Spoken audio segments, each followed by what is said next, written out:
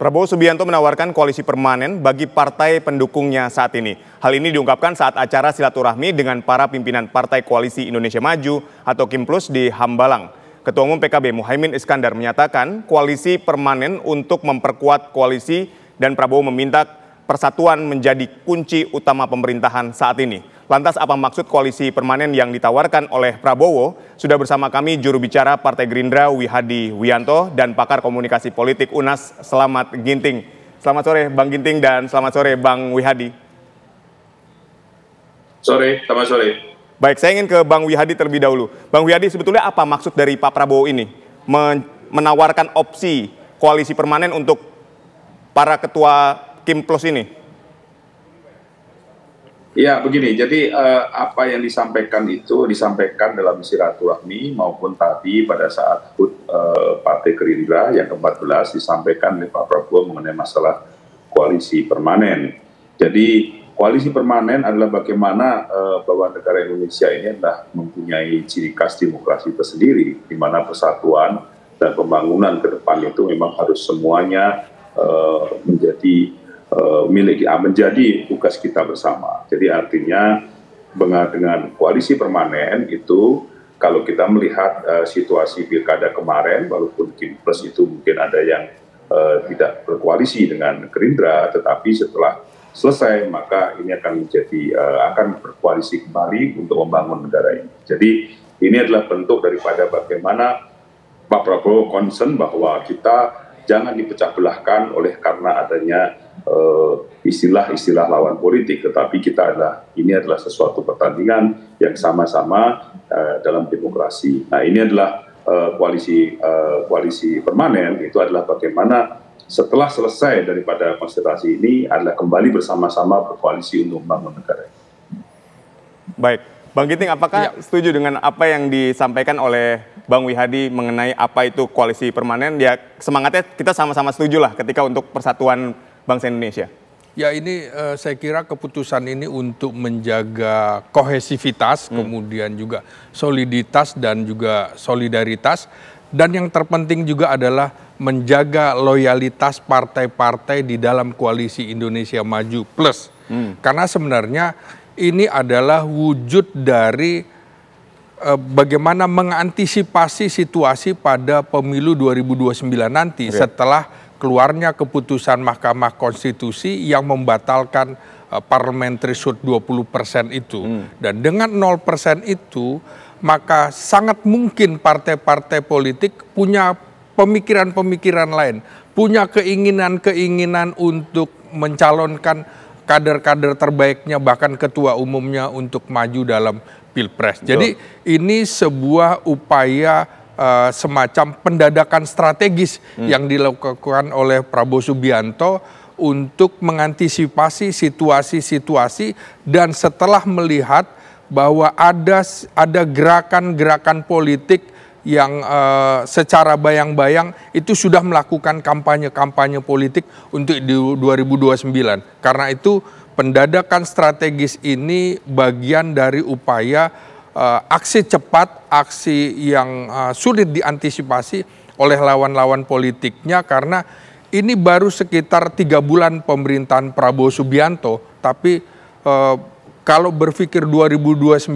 itu terlalu dini, tapi dalam politik itu semuanya harus disiapkan sejak semula. Ya, jadi maksud Anda ini mengunci ketua partai politik yang tergabung dalam KIMPLUS ini supaya tidak bisa bergerak menuju 2029? Ya, bisa saja begitu. Jadi rivalitas politik tentu saja ada di dalam partai politik, di dalam Gerindra itu. Baik. Supaya kemudian juga jangan mencalonkan pihak lain, juga rivalitas di dalam pemerintahan. Di situ ada wakil presiden yang kemungkinan juga berpikir untuk menjadi calon presiden pada 2029 mendatang. Begitu juga para ketua umum partai politik yang menjadi anggota kabinet. Baik, saya ingin ke Bang Wihadi. Bang Wihadi, ini ada upaya dari Gerindra nih, ini analisisnya ya, upaya dari Gerindra ini untuk mengunci KIMPLUS, menyikapi keputusan MK soal ambang batas presiden ini. Apakah Anda punya pendapat yang berbeda dengan ini?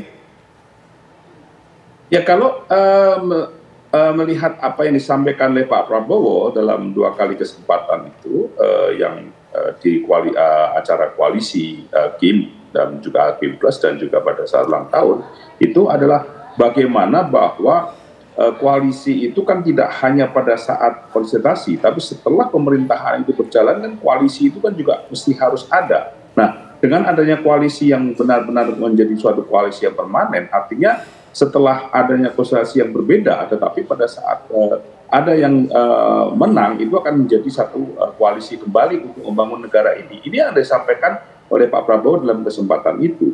Jadi saya kira kalau misalnya ini dianggap adakah memang mengunci atau kata-kata yang lain, apakah ini ada kebersamaan, tapi kalau kita lihat bahwa kita sekarang ini adalah soliditas daripada koalisi adalah bagaimana kita ini memberikan sumbangsih pada saat 5 tahun ke depan, dan kita ini semuanya adalah berpikir pada untuk bagaimana Pak Prabowo bisa menyelesaikan program-programnya sampai dengan 5 tahun ke depan. Jadi ini adalah merupakan satu hal yang jelas bahwa kita adalah merupakan kesoliditasan daripada koalisi, dan ini boleh dikatakan bahwa koalisi ini akan berjalan. Baik, saya sepakat ketika ini berbicara soal kesulitan untuk pemerintahan 5 tahun mendatang, tapi kan di 5 tahun ke depan ini akan ada kontestasi pilpres juga di situ. Artinya ketika semua partai seharusnya bisa mencalonkan jagoannya untuk menjadi presiden dengan tidak adanya lagi ambang batas, tapi ketika dikunci jadi koalisi permanen kan ini menipiskan peluang itu, Bang Wihadi. Saya kira kata-kata mengunci itu kan mengunci yang gimana yang dikunci, karena kan bagaimana kan Pak Prabowo menawarkan bahwa ini koalisi permanen. Koalisi permanen ini adalah bagaimana kita ini melihat sikap kita bahwa kita ini adalah menuju persatuan. Kita harus berkoalisi bersama-sama untuk membangun negara ini. Ini kan selalu semangat daripada Pak Prabowo bagaimana membangun negara ini dengan kebersamaan bersama-sama. Dan itu ditunjukkan oleh sikap Pak Prabowo daripada saat 2019 di mana setelah konsolidasi Pak Prabowo dikalahkan oleh Pak Jokowi, Pak Prabowo berkoalisi dengan Pak Jokowi untuk bagaimana membangun negara ini dalam pemerintahan ke depan, 5 tahun ke depan. Jadi ini adalah merupakan salah satu bentuk memang tekad Pak Prabowo adalah bagaimana yang namanya koalisi permanen itu ada koalisi yang untuk membangun kebersamaan dan persatuan daripada untuk membangun kesejahteraan rakyat kita ini. Baik. Saya ingin ke Bang Slamet. Bang Slamet, ketika berbicara koalisi permanen ini kan dalam politik ini semuanya sifatnya dinamis, kemudian cair. Apakah mungkin ada komitmen yang juga kuat untuk koalisi permanen ini sampai 2029? Ya, politik itu kan tidak ada yang pasti, apalagi kepentingannya berbeda-beda. Jangankan bulanan atau tahunan, harian juga bisa berbeda. Nah, jadi saya melihatnya bahwa Prabowo juga memanfaatkan tingkat kepuasan publik kepada dirinya sampai 80%. Nah, kalau tingkat kepuasan ini sangat tinggi, maka partai-partai di koalisi KIM itu akan berpikir ulang apabila kemudian mencoba keluar dari koalisi itu, mencoba untuk mengganggu dalam pengertian ingin bersaing. Saya kira sebuah keputusan konyol kalau kepuasan tinggi kemudian berseberangan. Karena itu mumpung tingkat kepuasannya tinggi, maka kemudian ini untuk mengantisipasi juga faksionalisme dan juga diaspora kepentingan yang berbeda-beda di dalam partai politik. Tentunya salah satu tujuan yang terpenting di dalam pembangunan partai politik adalah meraih kekuasaan itu.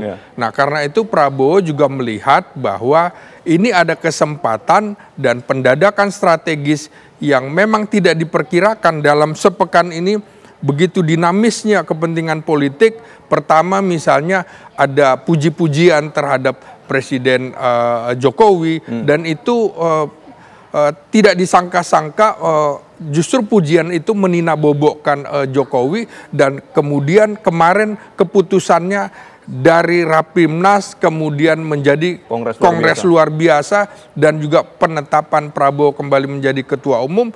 Dan juga keputusan yang sangat jitu menurut saya adalah mengusulkan koalisi permanen, yang itu tentunya menurut saya memang agak prematur, tapi kita akan melihat ke depan dinamika apa yang terjadi. Dan ini juga sesungguhnya cara Prabowo untuk juga melihat loyalitas di antara koalisi. Tapi Anda melihat koalisi permanen ini prematur? Ya, saya kira kalau untuk permanen prematur sekali karena jaraknya masih hampir 5 tahun lagi, masih panjang. Jadi segala dinamika bisa saja terjadi. Misalnya ada apalagi ada kondisi misalnya terjadi instabilitas politik, instabilitas ekonomi, itu juga akan mempengaruhi koalisi nantinya.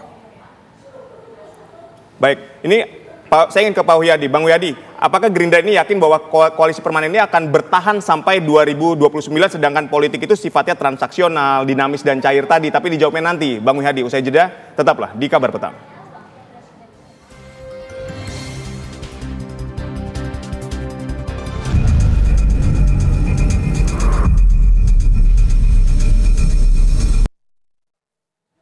Pemirsa, Ketua Umum Partai Politik Pendukung Prabowo Subianto di Koalisi Indonesia Maju menyambut baik tawaran untuk koalisi permanen. Bahkan sebagian besar mengaku siap kembali mendukung pencalonan Prabowo Subianto di Pilpres 2029 mendatang. Yang kemarin didengungkan atau digagas oleh Pak Presiden Prabowo untuk koalisi permanen, di mana jumlah kursinya 80% lebih. Saya pikir ini salah satu strategi yang bagus untuk memperkokoh dalam rangka menuju Indonesia Emas. Ada kado spesial yang dibawa nggak dari Golkar untuk Gerindra begitu, Pak? Kado spesialnya kita dukung sampai akhir, ya. Sampai 2029 bila perlu lanjut lagi, ya. Bahkan permintaan Pak Prabowo untuk koalisi permanen sangat baik. Tujuannya cuma satu, kalau semua terlibat, kalau semua menjadi bagian utuh dari pembangunan, maka kita bisa melayani rakyat dengan efektif. Ya, kita ingin menjadi bagian dari percepatan kemakmuran kesejahteraan rakyat. PKB menjadi bagian dari kebersamaan di dalam koalisi yang kuat dan kokoh agar semuanya bisa cepat terwujud. Kita akan bawa kepada tim khusus untuk melakukan kajian yang terbaik. Tetapi pada dasarnya itu hal-hal yang baik. Kalau bisa permanen baik, tapi permanen sampai berapa waktu kan? Pasti ada batas waktu. Ya.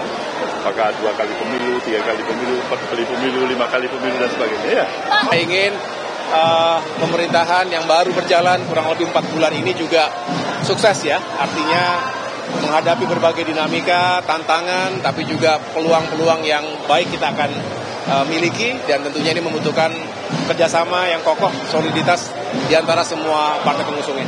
Ya, ini menarik ya, Bang Ginting. Ketika kita lihat hampir seluruh ketua umum partai politik ini mendukung dengan tawaran koalisi permanen yang ditawarkan oleh Pak Prabowo. Iya.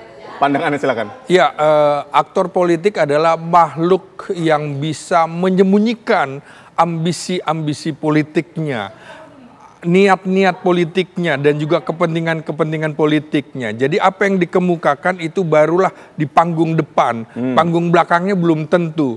Nah, sayangnya memang kejujuran aktor politik itu jarang bisa diwujudkan. Karena itu kita masih menunggu apakah akan ada nota kesepahaman itu. Saya kira masih terlalu jauh. Jadi untuk sementara di tengah pesta, pada saat ditanya wartawan tentu jawabannya akan seperti itu. Akan lihat dulu apa yang bagus, tentu akan bagus. Apalagi sebenarnya memang koalisi Indonesia Maju Plus ini itu kan mendapat dukungan 80% di parlemen. Jadi sangat kuat sekali.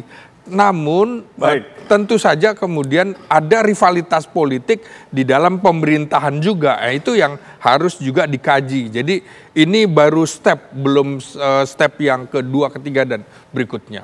Baik, saya ingin ke Bang Wiyadi. Bang Wiyadi, ini kan ketika kita berbicara tadi ada panggung depan dan panggung belakang. Semua orang di panggung depan berbicara ya mendukung tawaran itu. Kita lihatlah ketika Pilpres lalu aja PKB yang sudah menyatakan berkoalisi aja bisa keluar gitu. Nah, saya ingin tahu sebetulnya koalisi permanen ini dapat bertahan sampai berapa lama? Apakah dapat bertahan sampai 2029 menurut Anda?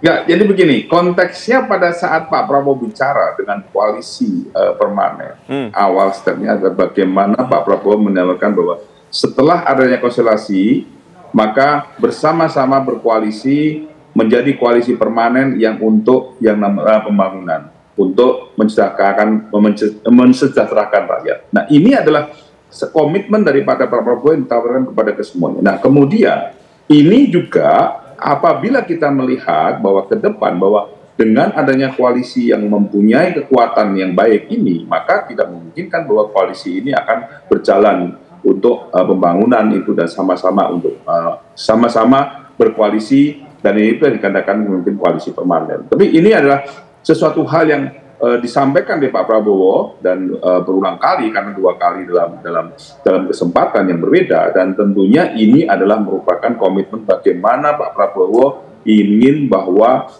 demokrasi ini tidak merupakan satu batu sandungan untuk adanya pembangunan. Kalau semuanya bersama-sama membangun negara ini yang bersama-sama memberikan kesejahteraan kepada rakyat. Ini adalah komitmen yang selalu disampaikan oleh Pak Prabowo bahwa ini adalah bagaimana kita ini bersatu setelah kita ini bergenerasi. Jadi ini adalah merupakan satu tekad kebersamaan yang untuk pembangunan. Ya, Bang Wiyadi, ini memang sangat menarik ya. Artinya ketika kita lihat kalau misalnya koalisi permanen ini untuk 5 tahun ke depan, mereka yang ada di dalam kabinet untuk pemerintahan ini kan memang tujuannya soliditas, persatuan untuk bangsa dan seterusnya, ini sangat bagus. Tapi yang menarik di sini adalah ketika tawaran koalisi permanen ini dikeluarkan setelah Gerindra ini mencalonkan kembali Pak Prabowo di 2029.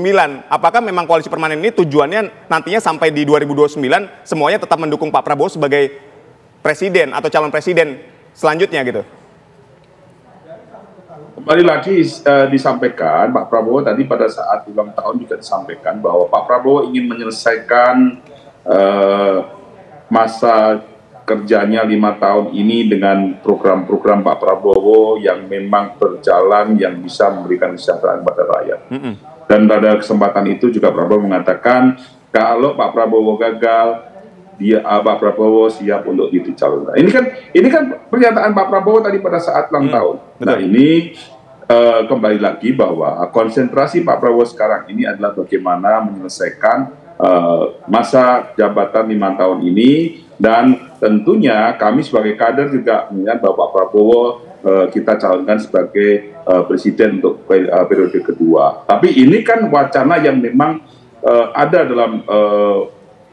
dalam Rapimnas yang kemudian pada kongres luar biasa. Nah, ini adalah salah satu hal yang kalau kita lihat bahwa pada saat ini Pak Prabowo berpikir adalah bagaimana menyelesaikan daripada masa kerja 5 tahun ini.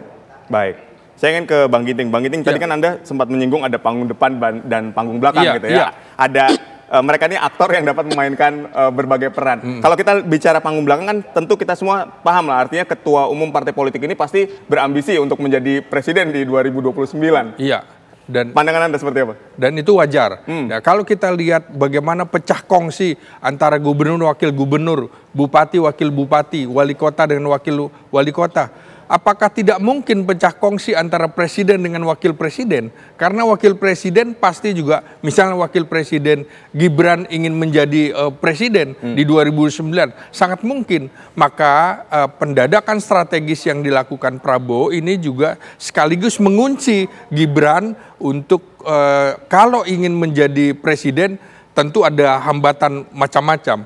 Kita lihat dalam beberapa kali kan sebenarnya Gibran juga sudah melakukan kampanye politik dengan misalnya Gibranku, di mana-mana selalu berkampanye. Dan ini menurut saya juga dibaca oleh Prabowo Subianto, ada yang sudah mencuri star di dalam pemerintahannya. Maka dia melakukan langkah-langkah strategis seperti itu. Begitu juga di partai politik Gerindra di dalam. Jangan sampai ada nama lain selain Prabowo Subianto yang akan dicalonkan sebagai calon presiden 2029 mendatang. Begitu juga para ketua umum partai politik, wajar saja dengan 0% itu wajar. Masyarakat di bawah juga anggota kadernya menginginkan para ketua umum menjadi calon presiden, dan itu wajar-wajar saja.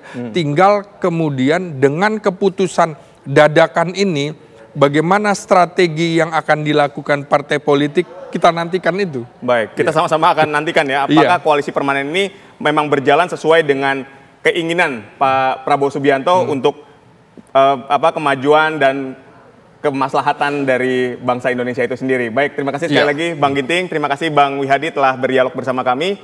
Sehat dan sukses untuk semua.